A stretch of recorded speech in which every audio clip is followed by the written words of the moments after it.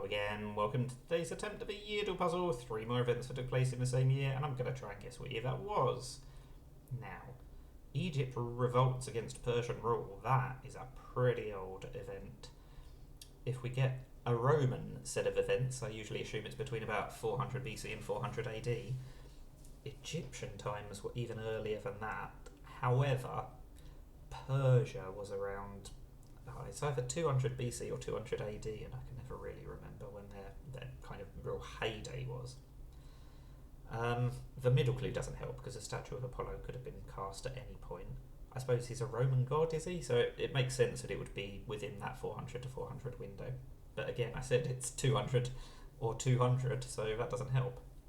And then the bottom clue, that is also a Roman event, I think.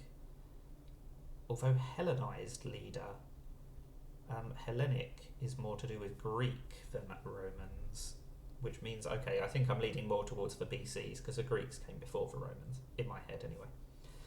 So we're going 200 or 300 BC, I think. Let's try it, 300. There we go, I'm within 200 years. That's a pretty good start by my standards. Let's go 80 years. Oh, I've gone the wrong way, so it is actually going to be before 400 BC, okay. In fact, it's between 420 and 500. How about 430 then? Okay, we're really narrowing it down. It can't be 11 years later because of the second guess. That's why I specifically went for 430. So we know it's 11 to 40 years earlier. So it's 440 to 470. So let's try 450. There we go, really narrowing it down, which means we can take smaller jumps, of course. I've come the wrong way, but we've narrowed it down to 456 to 460, so we're getting there. Let's try the multiple of 5, because when it's such an old event, surely they would not know the exact year. They'd just round it, wouldn't they? They would! It is a multiple of 5, there we go.